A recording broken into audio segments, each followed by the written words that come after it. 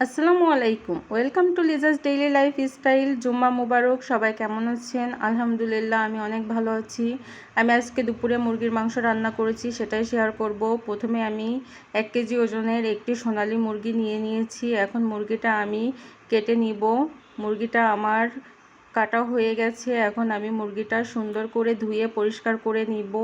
মুরগিটা আমি ধুয়ে পরিষ্কার করে নিয়েছি। এখন মুরগির মাংস রান্নার জন্য আমি একটি বড় সাইজের আলু কেটে নিয়েছি এবং মুরগির মাংস রান্নার জন্য আর যেসব উপকরণ লাগে আমি এখানে সবগুলো নিয়ে নিয়েছি। এখন আমি এই মশলাগুলো বেটে নিব শিলপাটাতে। আমি শিলপাটাতে মশলা করি, কারণ শিলপাটাতে মশলা করলে রান্নার টেস্ট অনেক বেশি আসে।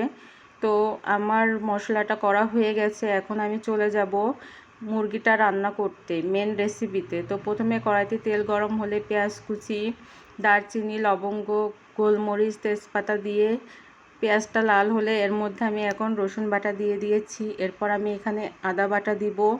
আদা বাটা দিয়ে আমি একটুখানি পানি দিলাম যাতে মশলাটা পুড়ে না যায়, কারণ মশলাটা পুড়ে গেলে রান্নাটা একটু মজা লাগবে না।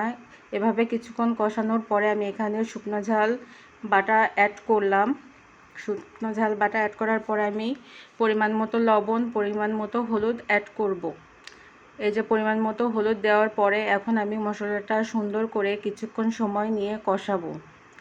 মশলাটা যত কষানো হবে তরকারির টেস্ট তত বাড়বে। এরপরে আমি গরম মশলা বাটা দিয়ে দিব। দিয়ে আমি আর কিছুক্ষণ সময় নিয়ে মশলাটা কষাবো। তো মশলাটা আমার প্রায় কষানো হয়ে গেছে। মশলাটার উপরে আমার তেল উঠে গেছে। এখন আমি এর মধ্যে মুরগির মাংসটা অ্যাড করব।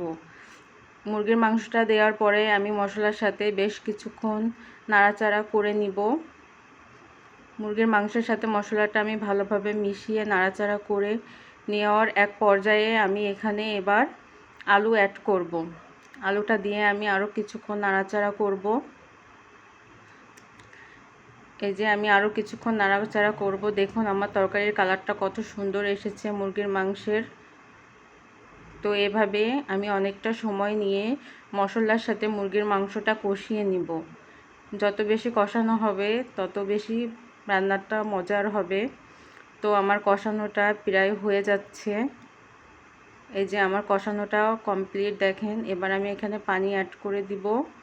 এটা হচ্ছে আমি যাতে মাংসটা আর আলুটা সিদ্ধ হয় এজন্য অল্প পরিমাণ পানি দিয়ে দিলাম, যাতে মাংসটা ভালোভাবে সিদ্ধ হয়। এই যে আমার মাংসটা সিদ্ধ হয়ে গেছে। এখন আমি এখানে ঝোলের পানি অ্যাড করব। তো আমি খুব বেশি ঝোল রাখবো না, কারণ আমি মুরগির